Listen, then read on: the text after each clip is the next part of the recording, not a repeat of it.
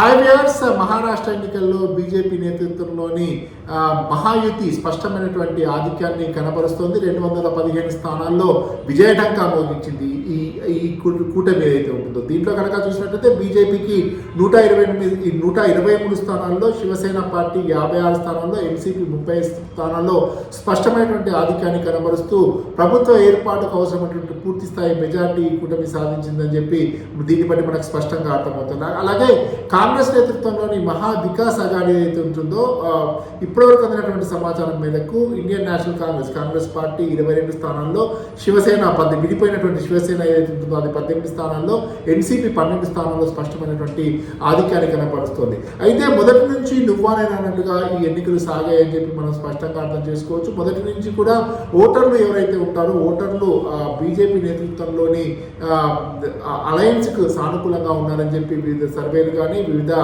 Exit poll అంచనాలు కానీ చెప్పినటువంటి సందర్భం మనం చూసాం. వాటన్నింటినీ కూడా నిజం చేస్తూ ఇవాళ వచ్చినటువంటి ఫలితాలు మనకు ఆ ఎగ్జిట్ పోల్ ఫలితాలకు అనుకూలంగా ఎగ్జిట్ పోల్ ఫలితాలు ఏవైతే ఉంటుందో దాన్ని బలపరుస్తూ వచ్చాయని చెప్పి మనం స్పష్టంగా అర్థం చేసుకోవచ్చు. అయితే దీనికి సంబంధించి ఓట్ల షేరు వీటికి సంబంధించి ఇంకా పూర్తి స్థాయి క్లారిటీ రావాల్సి ఉంది. అయినప్పటికీ కూడా ఒక ట్రెమెండస్గా ఓట్ల శాతం ఏదైతే ఈ బీజేపీ నేతృత్వంలోని కూటమి ఉంటుందో దానికి బాగా పెరిగాయని చెప్పి ఇప్పటివరకు మనకు అందుతున్నటువంటి సమాచారాన్ని బట్టి తెలుస్తూ ఉంది. ఇక మిగతా దీనికి సంబంధించి పూర్తి స్థాయిలో డీటెయిల్స్ రావాల్సింది. ఆ డీటెయిల్స్ వచ్చిన తర్వాత ఈ అనాలిసిస్ అంతా కూడా మనం చూడొచ్చు. ఇక తెలుగు రాష్ట్రాలకు సంబంధించి ప్రత్యేకించి మన తెలంగాణ ఆంధ్రప్రదేశ్ సంబంధించినటువంటి ముఖ్య నాయకులు చాలామంది అక్కడికి ప్రచారానికి వెళ్ళారు. ప్రత్యేకించి పవన్ కళ్యాణ్, ఆంధ్రప్రదేశ్ ఉప ముఖ్యమంత్రిగా ఉన్నటువంటి జనసేన అధినేత పవన్ కళ్యాణ్ అక్కడికి వెళ్ళారు. అక్కడ మహారాష్ట్రలో అవసరమైనటువంటి ప్రచారం, బీజేపీ కూటమి తరఫున అవసరమైనటువంటి ప్రచారం చేశారు. ఏ స్థానాలకు వెళ్ళారు, అక్కడ రిజల్ట్స్ ఎలా ఉన్నాయో తెలుసుకునేటువంటి ప్రయత్నం చేద్దాం. పవన్ కళ్యాణ్ పూణే కంటోన్మెంట్ ప్రాంతంలో ప్రచారం చేశారు. అంతేకాకుండా హడస్పర్ అనేటువంటి ప్రాంతంలో, కస్బాలో, అలాగే బల్లార్పూర్, డెగ్లూరు, లాతూరు, షోలాపూర్లో 3 కాన్స్టిట్యున్సీస్ ఉన్నాయి. ఇట్లా మొత్తంగా కనుక చూసినట్లయితే 9 స్థానాల్లో పవన్ కళ్యాణ్ ప్రచారం చేశారు. వాటికి సంబంధించి కనుక మనం చూసినట్లయితే హడస్పూర్ ప్రాంతంలో, హడస్పూర్ శాసనసభ స్థానంలో ఎన్సీపీ ఏదైతే బీజేపీ కూటమిలో భాగస్వామ్య పక్షంగా ఉందో అక్కడ ఎన్సీపీ అక్కడ విజయం సాధించింది. అలాగే పూణే కంటోన్మెంట్ ప్రాంతంలో కాంగ్రెస్, ఇది ఒకటి జనసేన అధినేత పవన్ కళ్యాణ్కి ఇది నెగిటివ్గా చెప్పొచ్చు. అలాగే కస్బా ప్రాంతంలో మాత్రం బీజేపీ గెలిచింది. బల్లార్పూర్లో కూడా బీజేపీ గెలిచింది. డెగ్లూరులో బీజేపీ గెలిచింది. లాతూర్లో కూడా బీజేపీ గెలిచింది. సోలాపూర్ సిటీలో మళ్ళీ కాంగ్రెస్ గెలిచింది. సోలాపూర్ నార్త్లో బీజేపీ గెలిచింది. సోలాపూర్ సౌత్లో కూడా బీజేపీ గెలిచింది. దీన్ని బట్టి చూస్తే దాదాపుగా 9 స్థానాల్లో 7 స్థానాల్లో స్పష్టమైనటువంటి ఆధిక్యాన్ని, స్పష్టమైనటువంటి విజయాన్ని బీజేపీ కూటమి, పవన్ కళ్యాణ్ ప్రచారం చేసినటువంటి బీజేపీ కూటమి విజయం సాధించిందని చెప్పొచ్చు. సోలాపూర్లో అలాగే తెలంగాణ ముఖ్యమంత్రిగా ఉన్నటువంటి రేవంత్ రెడ్డి కూడా ప్రచారం చేశారు. ఆ 3 స్థానాలు ఉన్నటువంటి సోలాపూర్ ప్రాంతంలో సోలాపూర్ సిటీ మాత్రం కాంగ్రెస్ పార్టీ కైవసం చేసుకుంది. దీన్ని బట్టి మనం అర్థం చేసుకోవచ్చు.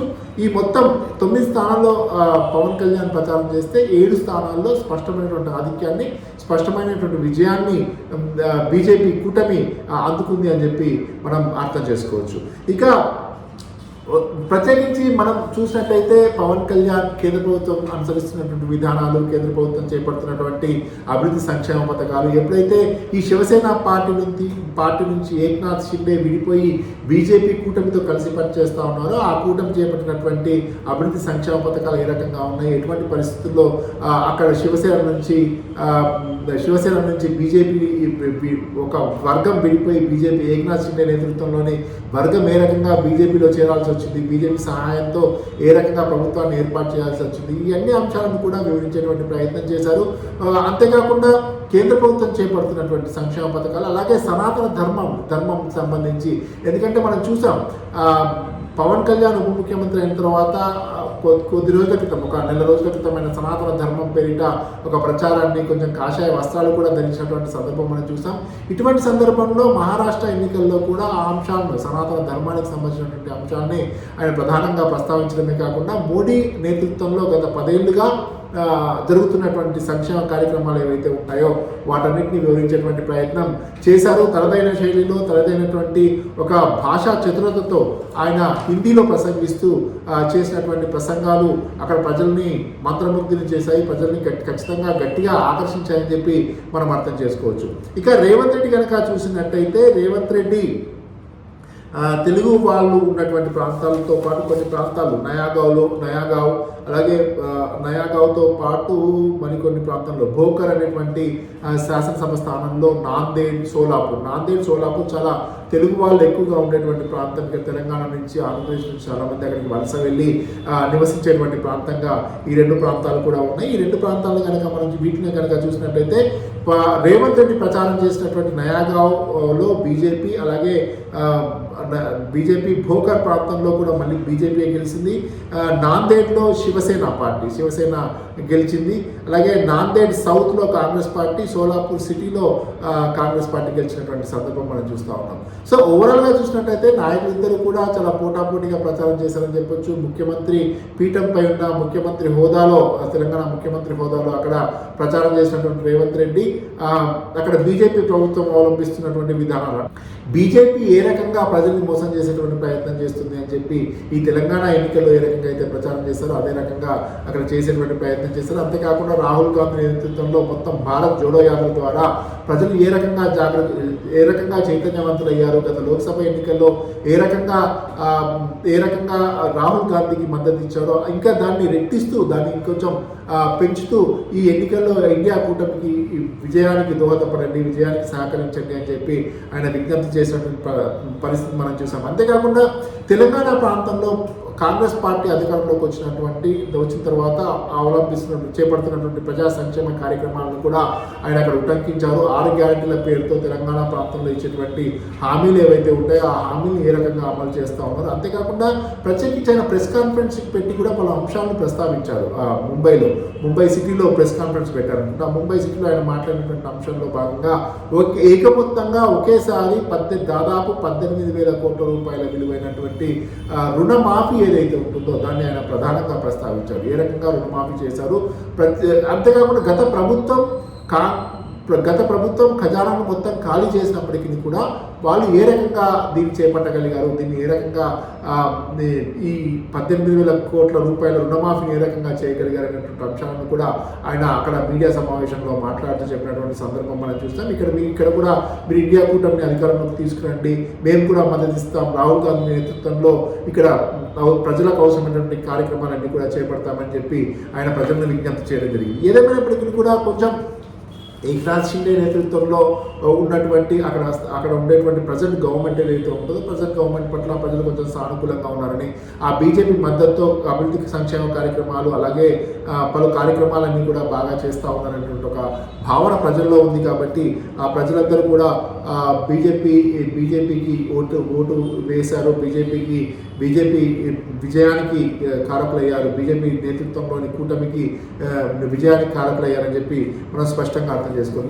ఏదేమైనప్పటికీ కూడా మొత్తంగా అక్కడ ప్రభుత్వ ఏర్పాటుకు అవసరమైనటువంటి పూర్తి స్థాయి మెజార్టీ బీజేపీ నేతృత్వంలోని మహాయుతికి దక్కింది అని చెప్పి మనం అర్థం చేసుకోవచ్చు. పూర్తి స్థాయిలో ఇంకా రిజల్ట్స్ రావాల్సినప్పటికీ కూడా ఆధిక్యమైతే వచ్చిన గెలుపుకి సంబంధించి ఇంకా పూర్తి స్థాయిలో క్లారిటీ రాలేదు. ఖచ్చితంగా ఈ మహాయుతి అక్కడ మహారాష్ట్రలో అధికార పీఠాన్ని కైవసం చేసుకుంటుంది అని చెప్పి మనం అర్థం చేసుకోవచ్చు. ఇక తెలుగు రాష్ట్రాలకు సంబంధించి ప్రత్యేకంగా 2 నాయకులు అక్కడికి వెళ్ళారు కాబట్టి 2 నాయకులు అక్కడ ప్రచారం చేశారు కాబట్టి నువ్వా నేనా అన్నట్టుగా సాగిందని చెప్పి ఏ నాయకుడు బాగా క్రౌడ్ పూల్ చేయగలిగాడు, ఏ నాయకుడు తమ ప్రచారం చేసినటువంటి అభ్యర్థులను విజయతీరాల వైపు నడిపించగలిగారనేటువంటి చర్చ జరుగుతున్నటువంటి నేపథ్యంలో ఖచ్చితంగా పవన్ కళ్యాణ్ ఇక్కడ ఏ రకంగా అయితే ఆంధ్రప్రదేశ్లో 21 శాసనసభ స్థానాల్లో పోటీ చేసి 21 జనసేన పార్టీ ఏ రకంగా అయితే గెలిచిందో అదే రకంగా తాను ప్రచారం చేసినటువంటి 9 శాసనసభ నియోజకవర్గాల్లో 7 ఆయన తమ అభ్యర్థిని విజయతీరాలకు నడిపించడంలో పూర్తి స్థాయిలో సఫలీకృతమయ్యారు పవన్ కళ్యాణ్ అని చెప్పొచ్చు. ఇక అక్కడ కాంగ్రెస్ నేతృత్వంలోని ఆ కూటమికి ఎదురుగాలి వీసినటువంటి నేపథ్యంలో రేవంత్ రెడ్డి ఫుల్ ఫ్లెడ్జ్గా పూర్తి స్థాయిలో పర్ఫామ్ చేయలేకపోయారు, పూర్తి స్థాయి స్ట్రైక్ రేట్ లేకుండా పోయింది అని చెప్పి మనం ఈ ఫలితాలను బట్టి మనం అర్థం చేసుకోవచ్చు. ఇక మరొక ముఖ్యమైనటువంటి రాష్ట్రం జార్ఖండ్లో కూడా ఎన్నికలు జరిగాయి. జార్ఖండ్లో 81 స్థానాలు ఉన్నటువంటి జార్ఖండ్ శాసనసభలో 81 స్థానాలకు సంబంధించినటువంటి ఆధిక్యాలు బయటకు వచ్చాయి, ఆధిక్యాలు అయితే వచ్చాయి. అక్కడ ఇండియా కూటమి బలపరుస్తున్నటువంటి, ఇండియా కూటమిలో భాగస్వామ్యంగా ఉన్నటువంటి జేఎంఎం ముక్తి, జార్ఖండ్ ముక్తి మోర్చా, జేఎంఎం నేతృత్వంలోని కూటమి, అంటే కాంగ్రెస్ ఇండియా కూటమి అనాలి దాన్ని, జేఎంఎం దాంట్లో ప్రధాన భాగస్వామ్య పక్షంగా ఉంది కాబట్టి జేఎంఎం కూటమి 50 స్థానాల్లో పూర్తిస్థాయి ఆధిక్యంలో ఉంది. ప్రభుత్వ ఏర్పాటుకు అవసరమైనటువంటి పూర్తిస్థాయి మెజార్టీ ఈ ఇండియా కూటమికి వచ్చిందని చెప్పి మనం దీన్ని బట్టి అర్థం చేసుకోవచ్చు. ఇక బీజేపీ నేతృత్వంలోని ఎన్డీఏ కూటమికి 29 స్థానాలకు పరిమితం కావాల్సి వచ్చింది. ఇతరులు 2 స్థానాల్లో ఆధిక్యంలో ఉన్నారు. మొత్తంగా చూసినట్టయితే జార్ఖండ్లో జేఎంఎం కూటమికి 51 స్థానాలు, బీజేపీకి 28 స్థానాలు, ఇతరులకు 2 స్థానాలు మాత్రమే దక్కాయి అని చెప్పి ఈ ఫలితాలను ఇప్పటివరకు అందినటువంటి ఫలితాలను బట్టి తెలుస్తుంది. మొత్తంగా ప్రభుత్వ ఏర్పాటుకు, జార్ఖండ్లో ప్రభుత్వ ఏర్పాటుకు అవసరమైనటువంటి పూర్తిస్థాయి మెజార్టీ అయితే వచ్చింది ఇండియా కూటమికి అని చెప్పొచ్చు. దీంతో పాటు ప్రియాంక గాంధీ పోటీ చేసినటువంటి వయనాడ్ పార్లమెంట్ స్థానంలో కూడా మంచి అద్భుతమైనటువంటి ఫలితాలు వచ్చాయి. అందరూ ముందస్తుగా ఊహించినట్టే ప్రియాంక